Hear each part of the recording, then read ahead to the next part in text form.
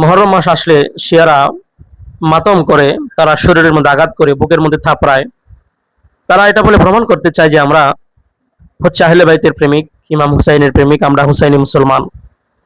তারা এটা প্রমাণ করতে চায়, আসলে তারা মুনাফিক, তারা ইমাম হুসাইনের প্রেমিক নয়। প্রমাণ কি জানেন?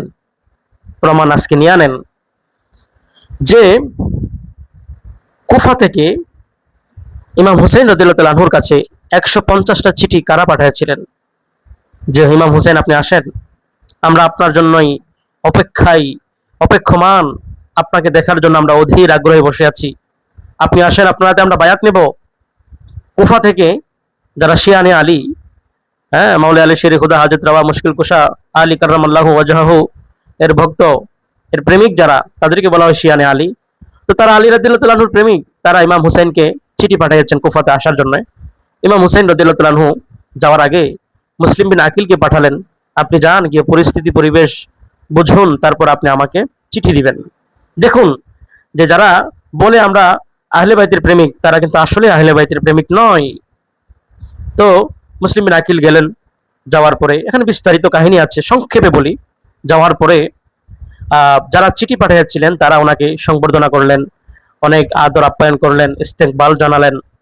ওনার সাথে ওনার হাতে 18,000 সম্ভবত বায়াত হয়েছিলেন ইমাম হুসাইন রাদিয়াল্লাহু তাআলার পক্ষে। তো সুন্দর পরিবেশ। মুসলিম বিন আকিল অবস্থা ভালো পেয়ে সেখানে চিঠি পাঠালেন ইমাম হুসাইনের কাছে যে আপনি আসতে পারেন, কোনো অসুবিধা নেই। সেদিকে ওবায়দুল্লাহ বিন জিয়াদ, ইয়াজিদের সেই প্রেতাত্মা, যখন ওবায়দুল্লাহ বিন জিয়াদ সেখানে দায়িত্ব পেলেন, ওবায়দুল্লাহ বিন জিয়াদ দেখতেছি অবস্থা ভালো না, তখন তিনি মুসলিম বিন আকিলের যত অনুসারী ছিলেন, হ্যাঁ, সবাইকে হুমকি দিতে লাগলেন, ভয় দেখাতে লাগলেন যে আমরা হত্যা করব, মুসলিম বিন আকিলের দল ত্যাগ করো। বন্ধুরা আমার, যারা ইমাম হুসেনকে চিঠি পাঠাইছিলেন, ইমাম হুসেন প্রতিনিধি পাঠাইছেন মুসলিম বিন আকিলকে, মুসলিম বিন আকিলের হাতে বায়াত নিয়েছিলেন, তারা ওবায়দুল্লাহ বিন জিয়াদের হুমকিতে তৎক্ষণাৎ মুসলিম বিন আকিলের আওলাদে রসুলের সঙ্গ তারা ত্যাগ করেছে, আর থাকে নাই, তারা পালিয়েছে।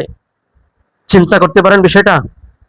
যারা ওনাকে সংবর্ধনা দিয়েছেন, ওনাকে আদর আপ্যায়ন করেছেন, ইস্তেকবাল দিয়েছেন, ওনার হাতে বায়াত নিয়েছেন, ওনার পিছে নামাজ পড়েছেন, তারা একটা হুমকির সাথে পল্টি মেরেছে, মুনাফিকি করেছে, আওলাদে রসুলের সঙ্গ তারা ত্যাগ করেছে।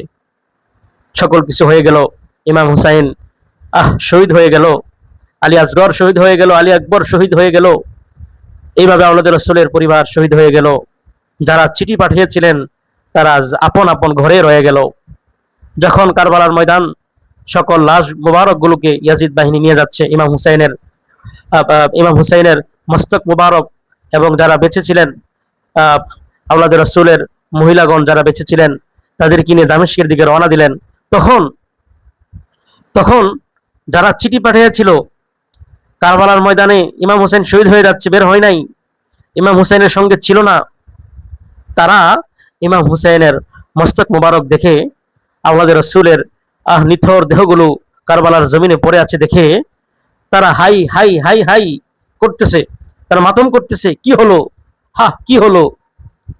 বন্ধুরা আমার, যারা ইমাম হুসাইনের কাছে চিঠি দিয়েছিলেন তারাই ইমাম হুসাইনের প্রতিনিধি মুসলিম বিন আকিল রাদিয়াল্লাহু তাআলার সাথে বেঈমানি করেছিলেন, তারাই কারবালার ময়দানে বেঈমানি করেছিলেন, আবার তারাই অভিনয় করে কান্নার, কি হলো, কি করলাম, আহা আহ ইমাম হুসাইনের পরিবার শহীদ হয়ে গেল। তখন যায়নাব রাদিয়াল্লাহু তাআলা আনহা বললেন, তোমরা হলে মুনাফিক, তোমরা হলে গাদ্দার, ইমাম হুসাইনের পরিবার শহীদ হয়ে যাচ্ছে, তোমরা ঘর থেকে বের হও নাই, আর এখন দুঃখের মাতম করতেছো, তোমাদের উপর আল্লাহর লানত, সৃষ্টি জগতের লানত তোমাদের উপরে।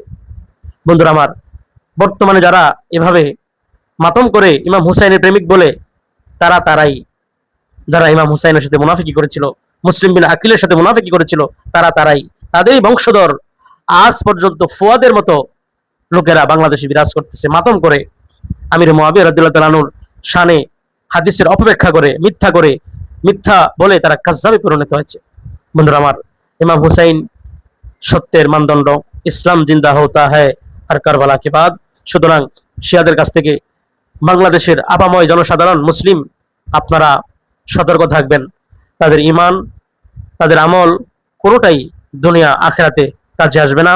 একমাত্র আহলুস সুন্নাত ওয়াল জামাতের পথে মধ্যে থাকার আহ্বান করেই বিদায় নিচ্ছি। আসসালামু আলাইকুম ওয়া রাহমাতুল্লাহি ওয়া বারাকাতুহু।